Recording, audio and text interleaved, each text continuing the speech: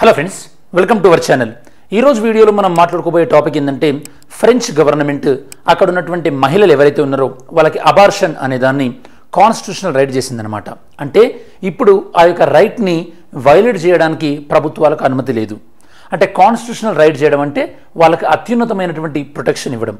మరి ఈ కాన్సెప్ట్లో ఒకసారి ఈ యొక్క అబార్షన్ లాస్ అంటే మరి ఫ్రెంచ్ గవర్నమెంట్ చేసినటువంటి యొక్క అబార్షన్ లా వల్ల ఎఫెక్ట్ అయింది. అంటే యూరోప్లో ఉన్నటువంటి మిగతా దేశాలు కూడా అక్కడ ఉన్నటువంటి మహిళలకి అబార్షన్ అనేదాన్ని వాళ్ళ యొక్క ప్రాథమిక హక్కుగా చేయొచ్చు. దాంతోపాటు ఒకసారి ఇది డిస్కషన్ అయిపోయిన తర్వాత అసలు ఓవరాల్గా ప్రపంచంలో ఈ యొక్క అబార్షన్ని మొట్టమొదటిసారిగా రాజ్యాంగ హక్కుగా గుర్తించినటువంటి ఒక జడ్జిమెంట్ ఉంది. ఆ జడ్జిమెంట్ని డిస్కస్ చేసిన తర్వాత మరి ఇండియాలో అబార్షన్ లాస్ ఎలా ఉన్నాయి, ఇండియాలో ఎన్ని వీక్స్ వరకు అబార్షన్ అనేది అలౌడ్ లీగల్గా. ఓకే, సో అలానే మనకి ఈ యొక్క జెండర్ డిటర్మినేషన్ ఉంది కదా, అంటే మేలా ఫీమేలా అని ఫీటస్ని డిటర్మిన్ చేయడం, అది కూడా క్రైమ్ మన ఇండియాలో. దానన్నిటి గురించి కూడా మనం డీటెయిల్స్ అని కూడా డిస్కస్ చేద్దాం. మరి ఇవన్నీ డిస్కస్ చేసే కన్నా ముందు ఒకటి మహిళలకు సంబంధించి మిమ్మల్ని క్వశ్చన్ అడుగుతాం. ఈ యొక్క మహిళలకి పని ప్రదేశాల్లో అంటే వర్కింగ్ కండిషన్స్ అనేవి అక్కడ సరైనటువంటి వర్కింగ్ కండిషన్స్ ఉంచాలి. అలానే మహిళలకి ఈ యొక్క మెటర్నిటీ లీవ్ ఇవ్వాలి అని చెప్పేసి మన ఇండియన్ కాన్స్టిట్యూషన్లో ఏ ఆర్టికల్ చెప్తుంది, ఇండియన్ కాన్స్టిట్యూషన్లో ఏ ఆర్టికల్ అనేది దీని గురించి చెప్తుంది, దీనికి మీరు ఆన్సర్ చేయడానికి ప్రయత్నించండి. ఓకే, సరే. ఈ వీడియోలో ఫస్ట్ మనం కంటెంట్స్ ఏమేమి డిస్కస్ చేయబోతున్నామో చూద్దాం ఒకసారి. ఫస్ట్, ఇది వార్తల్లో ఎందుకుంది, దాని తర్వాత ఈ కేసు లేదా ఈ యొక్క ఫ్రెంచ్ గవర్నమెంట్ తీసుకున్నటువంటి ఈ నిర్ణయం ఏదైతే ఉందో దానికి సంబంధించినటువంటి బ్యాక్గ్రౌండ్ ఇన్ఫర్మేషన్, దాని తర్వాత ఈ అమెండ్మెంట్ వల్ల వచ్చేటటువంటి మార్పులు, అలానే యూరోపియన్ కంట్రీస్ మిగతా యూరోపియన్ కంట్రీస్లో ఏ విధంగా ఉంది, లైక్ యూకే కానీ లేదా రైట్ వింగ్ గవర్నమెంట్ ఉన్నటువంటి హంగరీ, పోలాండ్, ఆ దేశాలు ఎలాంటి పద్ధతుల్ని అనుసరిస్తున్నాయి. దాని తర్వాత ఇండియాలో ఉన్నటువంటి అబార్షన్ లాస్ చట్టాలు. మన ఇండియాలో అబార్షన్ని నియంత్రించేటటువంటి ఒకే ఒక చట్టం ఏంటంటే medical termination of pregnancy act, MTP. Okay, medical termination of pregnancy act. దీన్ని మనం 2021లో అమెండ్మెంట్ కూడా తీసుకొచ్చాం. ఆ అమెండ్మెంట్ తీసుకొచ్చిన తర్వాత ఎలాంటి ప్రొవిజన్స్ ఉన్నాయి అంటే ఈ అమెండ్మెంట్ తీసుకొచ్చిన తర్వాత ఏ ఏ కండిషన్లలో ఈ యొక్క ఉమెన్ అబార్షన్ని చేసుకోవచ్చు, ఎన్ని వీక్స్, దానికి సంబంధించి ఎవరు అప్రూవల్ ఇవ్వాలి, ఈ డీటెయిల్స్ అన్ని కూడా మనం డిస్కస్ చేద్దాం. సో ఫస్ట్ ఈ కాన్సెప్ట్ మొత్తం మీకు అర్థం కావాలంటే ఫస్ట్ ఒకసారి మనం కాంటెక్స్ట్, ఈ సందర్భం ఏందో చూసిన తర్వాత నేను మీకు కాన్సెప్ట్ చెప్తాను. ఫస్ట్ ఆఫ్ ఆల్, ప్రపంచవ్యాప్తంగా మొట్టమొదటిసారిగా ఒక గవర్నమెంట్ అబార్షన్ అనే దాన్ని కాన్స్టిట్యూషనల్ అంటే వాళ్ళ రాజ్యాంగంలో గుర్తించబడినటువంటి హక్కుగా చేర్చడం అనేది ఇదే ఫస్ట్ టైం. ఓకే, ఇదే ఫస్ట్ టైం ఫ్రెంచ్ గవర్నమెంట్ అక్కడ ఉన్నటువంటి మహిళలకి ఈ యొక్క బహుమతిని March 8 ఇంటర్నేషనల్ ఉమెన్స్ డే రోజు ఈ యొక్క దీన్ని కానుకగా ఇవ్వడం జరిగింది. మరి ఈసారి ఇంటర్నేషనల్ ఉమెన్స్ డే యొక్క థీమ్ ఏంది, ఈసారి ఇంటర్నేషనల్ ఉమెన్స్ డే యొక్క థీమ్ ఏందో మీరు ఆన్సర్ చేయడానికి ట్రై చేయండి. సరే, అసలు మరి ఫస్ట్ టైం బాగా గుర్తుపెట్టుకోండి, లీగల్ రైట్ వేరే, కాన్స్టిట్యూషనల్ రైట్ వేరే. లీగల్ రైట్ అంటే ఆ దేశంలోని పార్లమెంటు చట్టబద్ధంగా దాన్ని కల్పించింది అనుకోండి, దాన్ని మనం లీగల్ రైట్ అంటాం. అదే కాన్స్టిట్యూషనల్ రైట్ అంటే ఆ దేశ రాజ్యాంగం కాన్స్టిట్యూషన్లో ఉంటుందన్నమాట. ఫర్ ఎగ్జాంపుల్, మనకు అంతకుముందు రైట్ టు ఎడ్యుకేషన్ అనేది మనకి లీగల్గా ఉండేది. దాని తర్వాత మనం ఈ యొక్క కాన్స్టిట్యూషన్ అమెండ్మెంట్ యాక్ట్ తీసుకొచ్చాం. 86th కాన్స్టిట్యూషన్ అమెండ్మెంట్ యాక్ట్ 2002 ద్వారా ఆర్టికల్ 21A యాడ్ చేసినాం. అంటే ఇప్పుడు రైట్ టు ఎడ్యుకేషన్ అనేది ఎక్కువగా ప్రొటెక్ట్ కాబడింది కదా, అలానే ఇది కూడా అంతే అనమాట. సో మరి ఫస్ట్ టైం ప్రపంచవ్యాప్తంగా మొట్టమొదటిసారిగా అబార్షన్ అనేది కాన్స్టిట్యూషనల్ రైట్గా గుర్తించాలి అని చెప్పినటువంటి ఒక ల్యాండ్ మార్క్ జడ్జిమెంట్ ఏంటంటే 1973లో వచ్చినటువంటి రాయ్ వర్సెస్ వేడ్ ఈ జడ్జిమెంట్ అనమాట. ఇందులో అప్పుడున్నటువంటి అమెరికన్ సుప్రీంకోర్టు ఏం చెప్పిందంటే అబార్షన్ అనేది మహిళ యొక్క కాన్స్టిట్యూషనల్ రైట్ అని చెప్పింది. ఇది 1973. అదే 1973లో ఇండియాలో కూడా కేశవానంద భారతి కేసు అన్నటువంటి ఒక ల్యాండ్ మార్క్ జడ్జిమెంట్ వచ్చింది. అదేమో బేసిక్ స్ట్రక్చర్కి సంబంధించింది. ఓకే, సరే. ఈ రాయ్ వర్సెస్ వేడ్ గురించి నేను ఒక 2 years బ్యాక్ అనుకుంటా వీడియో చేశాను వేరే ఛానల్లో. సరే, ఇప్పటికైనా మీరు Roe versus Wade case Santosh Rao sir అని యూట్యూబ్లో కొట్టినా కూడా సో మీకు ఆ వీడియో వచ్చేటటువంటి అవకాశం ఉంది. సరే, ఫస్ట్ ఆఫ్ ఆల్ అబార్షన్లో వచ్చేటటువంటి ప్రధానమైనటువంటి సమస్య ఏంటంటే అబార్షన్లో ఏ టైం వరకు అబార్షన్ అలౌ చేయాలి, ఏ టైం వరకు అంటే ఎన్ని వీక్స్ వరకు అబార్షన్ అనేదాన్ని అలౌ చేయాలి, ఎన్ని వీక్స్ వరకు అలౌ చేయొచ్చు అంటే కనుక ఎప్పుడైతే కనుక ఫీటస్ అంటే ఈ యొక్క మహిళ గర్భసంచిలో పెరుగుతున్నటువంటి ఆ యొక్క ఫీటస్ ఏదైతే ఉంటుందో అంటే ఆ యొక్క పిండం ఏదైతే ఉంటుందో ఆ ఫీటస్ ఓన్గా ఓన్ సర్వైవల్ అంటే మదర్ హెల్ప్ లేకుండా బయట కూడా సర్వైవల్ అవ్వగలుగుతుంది కదా, ఆ ఏజ్కి వచ్చేవరకు అబార్షన్ ఎప్పుడైనా అలోనే. కాకపోతే ఒకసారి ఫీటస్ తనంతట తానుగా సర్వైవ్ అవ్వగలిగింది అనుకోండి, అప్పుడు మీరు ఫీటస్ని అడగకుండా ఫీటస్ని ఎలా చంపుతారు? అంటే ఇప్పుడు ఫీటస్కి ఒక రైట్ ఉంటుంది కదా, ఫీటస్ కూడా మనకి రైట్ టు లైఫ్ ఉంటుంది కదా, రైట్ టు లైఫ్ ఉంటుంది కదా. సో దీన్ని ప్రపంచవ్యాప్తంగా ఇప్పుడు మనం ఆల్మోస్ట్ ఆల్ ఒక 23 నుంచి 24 వీక్స్ వరకు డిసైడ్ అయిందనమాట ఫీటస్. ఓకే, ఫీటస్ యొక్క ఏజ్ అనేది అంటే 23-24 వారాలు అయితే కనుక ఈవెన్ మహిళకి ఏదైనా అయినా కూడా ఆ ఫీటస్ని మనం బతికించవచ్చు. కాబట్టి ఒక 24 వీక్స్ లోపు అయితే కనుక ఈ యొక్క కొన్ని ప్రొసీజర్ ప్రకారము అబార్షన్ అలౌ చేస్తారు. 24 వీక్స్ దాటిన తర్వాత ఎక్సెప్షనల్ కండిషన్ ఉంటే తప్ప అబార్షన్ని అలౌ చేయరు. మన ఇండియాలో 24 వీక్స్ దాటిన తర్వాత, బియాండ్ 24 వీక్స్ 24 వారాలు దాటిన తర్వాత కొన్ని సందర్భాల్లో మాత్రమే అబార్షన్ని అలౌ చేస్తారు. ఆ కండిషన్స్ ఏంటి అనేది మనం డిస్కస్ చేస్తాం. అదే మనకి 24 వీక్స్ కన్నా ముందైతే కనుక అప్ టు 20 వీక్స్ వరకు అయితే కనుక ఒక డాక్టర్ సహాయంతో 20 నుంచి 24 వీక్స్ మధ్యలోనైతే కనుక 20 నుంచి 24 వీక్స్ మధ్యలోనైతే కనుక ఇద్దరు డాక్టర్స్, ఓకే, 2 డాక్టర్స్ మనకి ఒక సెట్ అంటే అడ్వైస్తోని అబార్షన్ చేయించుకోవచ్చు. బియాండ్ 24 వీక్స్ మాత్రము, బియాండ్ 24 వీక్స్ అబార్షన్ చేయించుకోవాలంటే మాత్రం మనం ఫీటస్ను కూడా చంపుతున్నాం కాబట్టి, ఓకే, అది కొన్ని కండిషన్లోనే. అది కూడా ఎవరు పర్మిషన్ ఇవ్వాలి? మెడికల్ బోర్డు అనేది ఉంటుంది. మెడికల్ బోర్డు ఇందాక నేను మీకు చెప్పాను ఏంటంటే కనుక medical termination of pregnancy act అనేది అమెండ్ చేసినామని చెప్పేసి. అమెండ్ చేసిన తర్వాత ప్రతి రాష్ట్రంలో కూడా మనం మెడికల్ బోర్డును క్రియేట్ చేయాల్సినటువంటి పరిస్థితి వచ్చింది.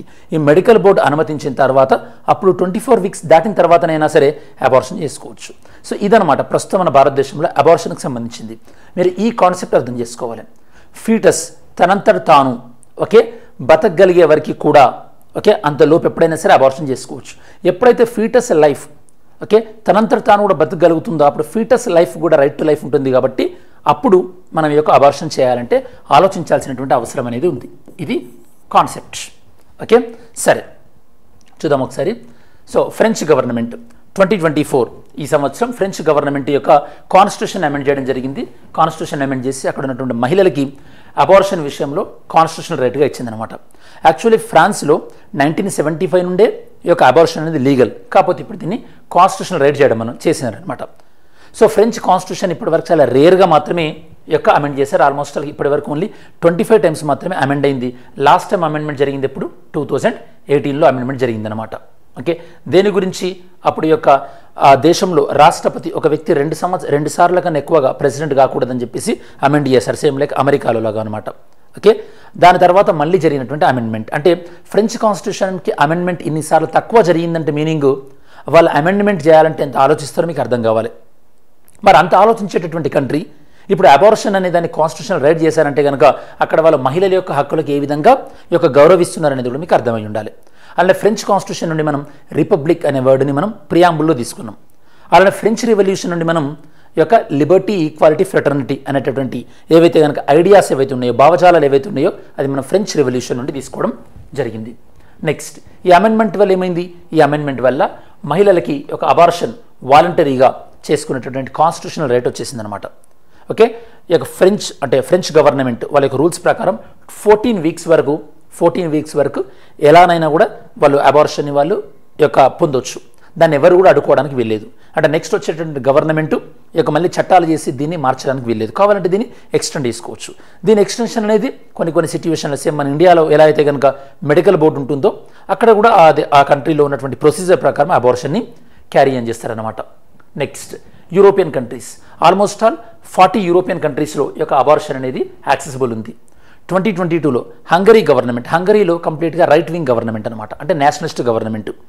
రైట్ వింగ్ గవర్నమెంట్ ఏం చేసిందంటే అక్కడ ఉన్నటువంటిది మీరు అబార్షన్ చేసుకునే కన్నా ముందు మీ ఫీటస్ యొక్క హార్ట్ బీట్ విన్న తర్వాత కావాలంటే మీరు అబార్షన్ చేసుకోండి, అంటే మీ నిర్ణయం ఏమైనా మార్చుకుంటారేమో అని చెప్పేసి ఇలాంటి ఒక రూల్ తీసుకొచ్చారు.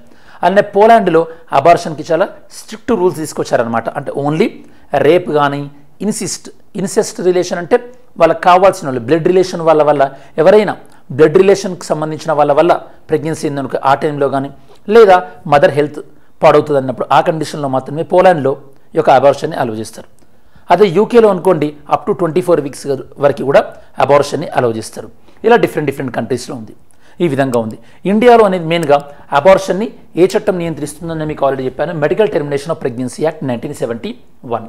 అలానే అబార్షన్కి సంబంధించి అఫెన్సెస్ ఏవైనా ఉంటే కనుక అవి గతంలో ఉన్నటువంటి ఐపీసీ సెక్షన్ 312 నుండి సెక్షన్ 316 వరకు కూడా కవర్ అయ్యేవి. ఈ యొక్క నేరాలన్నీ కూడా మన ఇండియాలో నార్మల్గానైతే కనుక అబార్షన్ అనేది క్రైమే. కాకపోతే అబార్షన్కి ఎక్సెప్షన్స్ ఇస్తూ ఈ యొక్క medical termination of pregnancy act 1971 తీసుకురావడం జరిగింది. మీకు 1971 అనగానే గుర్తు రావాల్సింది even 24th constitution amendment act కూడా 1971. నేను మీకు చాలాసార్లు చెప్పాను పాలిటీలో గోలక్నాథ్ కేసుని రివర్స్ చేయడానికి 24th కాన్స్టిట్యూషన్ అమెండ్మెంట్ యాక్ట్ 1971లో వచ్చిందని చెప్పేసి. నెక్స్ట్ మనం అమెండ్మెంట్ తీసుకొచ్చాము కదా, అమెండ్మెంట్ ఎందుకు తీసుకురావాల్సి వచ్చింది ఈ 1971 యాక్ట్కి? అమెండ్మెంట్ ఏ ఇయర్లో తీసుకొచ్చాం? 2021. ఈ అమెండ్మెంట్ యొక్క ప్రధానమైనటువంటి ఉద్దేశం ఏంటంటే మహిళలకి మరింత సేఫ్గా ఉన్నటువంటి యొక్క అబార్షన్ లాస్ని తీసుకురావడానికి మనం ఈ అమెండ్మెంట్ తీసుకొచ్చాం. దీని ప్రకారం 20 వీక్స్ వరకు మహిళలు ఒక మెడికల్ ప్రాక్టీషనర్ యొక్క అడ్వైస్తోని యొక్క అంటే సహాయంతో వాళ్ళు అబార్షన్ చేయించుకోవచ్చు. 20 నుండి 24 వీక్స్ అయితే కనుక ఇద్దరు మెడికల్ ప్రాక్టీషనర్ అడ్వైస్తోని వాళ్ళు యొక్క అబార్షన్ చేసుకోవచ్చు. 24 వీక్స్ తర్వాత గతంలో అబార్షన్ కావాలంటే సుప్రీంకోర్టులో కానీ హైకోర్టులో కానీ రిట్ పిటిషన్ ఫైల్ చేయాల్సి వచ్చేది, రిట్ పిటిషన్. కాబట్టి ఇప్పుడు మాత్రము ఈ యొక్క 24 వీక్స్ తర్వాత కొన్ని కండిషన్లో, అంటే ఫర్ ఎగ్జాంపుల్ ఆ ఉమెన్ యొక్క మైనర్ ఉమెన్ అనుకోండి, అట్లాంటి టైంలో అంటే 18 బిలో అయితే కనుక అట్లాంటి టైంలో అబార్షన్ చేయించుకోవచ్చు. దాంతోపాటు ఆ ప్రెగ్నెన్సీ ఎవరి వల్ల అయితే కలిగిందో వాళ్ళపైన పోక్సో చట్టం ప్రకారం కేసు కూడా ఫైల్ అవుతుంది. దాంతోపాటు ఆ ప్రెగ్నెన్సీ ఒకవేళ రేప్ వల్ల వచ్చినా లేదా ఇన్సెస్ట్ అంటే ఈ యొక్క బ్లడ్ రిలేషన్ ఎవరైతే ఉన్నారో వాళ్ళ వల్ల ప్రెగ్నెన్సీ కలిగినా లేదా ఫీటస్ అంటే లోపల ఉన్నటువంటి ఫీటస్ డిఫార్మేషన్ అంటే ఈ యొక్క బాడీ సరిగ్గా డెవలప్ కాకపోయినా లేదా పుట్టిన తర్వాత ఆ యొక్క ఫీటస్ పెరిగే అవకాశాలు లేవనుకున్నా లేదా ఫెయిల్డ్ కాంట్రసెప్షన్స్ అంటే ఈ యొక్క ప్రెగ్నెన్సీ రాకూడదని ఎవరైనా మెడిసిన్స్ వాడితే ఆ మెడిసిన్ ఫెయిల్ అయింది అనుకోండి, ఆ మెడిసిన్ ఫెయిల్ అయితే ఇప్పుడు వీళ్ళు చేసేది ఏముంటుంది, ఆ మెడిసిన్ ఫెయిల్ అవ్వడం వల్ల వచ్చిన ప్రెగ్నెన్సీ అయినా సరే లేదా ఆ యొక్క ప్రెగ్నెన్సీ వల్ల మదర్ ఫిజికల్ హెల్త్కి కానీ మదర్ యొక్క మెంటల్ హెల్త్కి కానీ ఏదైనా డ్యామేజ్ అవుతుంది అనుకున్నప్పుడు లేదా ఫీటస్ ఆల్రెడీ యొక్క ప్రెగ్నెన్సీలో అంటే యూటిరస్లో చనిపోయింది అనుకున్నప్పుడు ఇలాంటి కండిషన్లలో మామూలుగా మనకి 24 వీక్స్ దాటిన తర్వాత కూడా ఈ యొక్క అబార్షన్ని అలౌ చేస్తారనమాట. ఈసారి తీసుకొచ్చినటువంటి అమెండ్మెంట్లో ఏం చేసినామంటే అంతకుముందు మనకి మ్యారీడ్ ఉమెన్ ఉండేది, అంటే అబార్షన్ టు మ్యారీడ్ ఉమెన్ అని ఉండేది. ఈసారి మ్యారీడ్ ఉమెన్ ప్లేస్లో ఉమెన్ అని మాత్రమే, ప్రెగ్నెంట్ ఉమెన్ అని మాత్రమే చేర్చినాం అనమాట. అంటే ఈ యొక్క అన్మ్యారీడ్ ఉమెన్ కూడా అబార్షన్ రైట్ని కలగజేసినాం. అన్మ్యారీడ్ ఉమెన్ కూడా మనం ఏం చేసాం, ఈ యొక్క అబార్షన్ రైట్స్ అనేవి ఇచ్చినాం.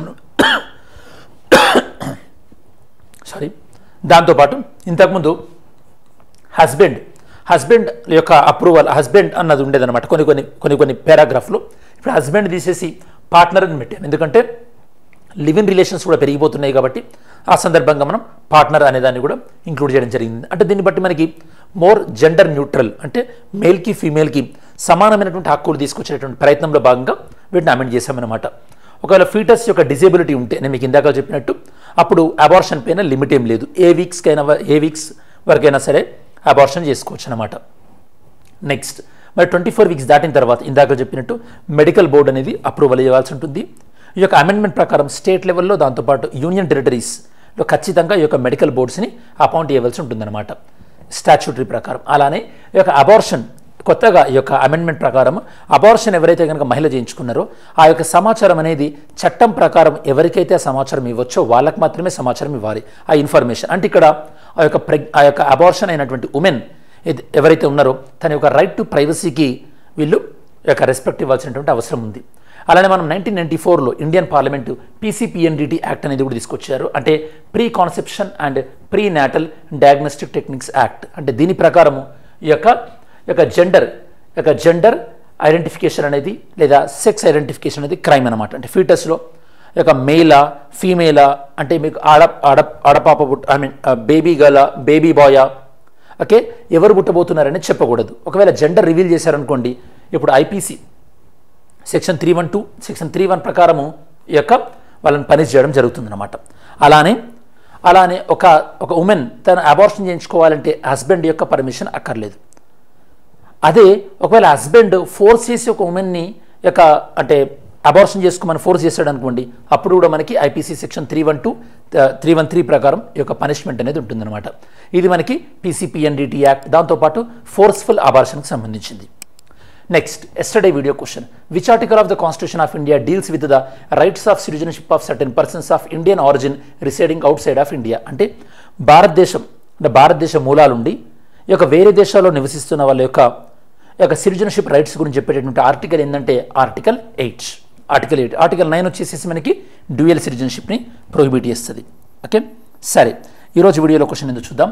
In case of fetal disability, what is the limit of time line for abortion according to medical termination of pregnancy act? Medical termination of pregnancy act ప్రకారము ఒకవేళ ఫీటస్ డిజేబిలిటీ ఉందనుకోండి, అప్పుడు టైం లిమిట్ ఏంది? 20 వీక్సా, 22 వీక్సా, 21 వీక్సా, no time limit? Answer చేయండి. Mains question, medical termination of pregnancy bill 2020 it strives to provide, ఇప్పుడు act అయిందనుకోండి, it strives to provide reproductive rights to women in India critically ఎగ్జామైన్. అంటే ఈ act అనేది ఉమెన్కి రిప్రొడక్టివ్ రైట్స్ అనేది provide చేస్తుంది, దీన్ని మీరు ఎగ్జామైన్ చేయండి అని చెప్పేసి అంటున్నారు. సరే, మరి మనం వీడియో చివరిలోకి వచ్చేసాం కాబట్టి ఈ వీడియోలో మెయిన్గా మనం డిస్కస్ చేసింది ఏంది? అసలు అబార్షన్. ఫ్రెంచ్ గవర్నమెంట్ ఉమెన్కి అబార్షన్ అనేదాన్ని కాన్స్టిట్యూషనల్ రైట్ చేసింది. మరి అబార్షన్కి కొన్ని సర్టన్ వీక్స్ అనేది ఎందుకు పెట్టాం? ఎందుకంటే ఫీటస్ కూడా రైట్ టు లైఫ్ ఉంటుంది కాబట్టి. ఈ కాంటెక్స్లో మనం రాయ్ వర్సెస్ వేడ్ అన్నటువంటి ఒక ల్యాండ్మార్క్ జడ్జ్మెంట్ని కూడా చూసినాం.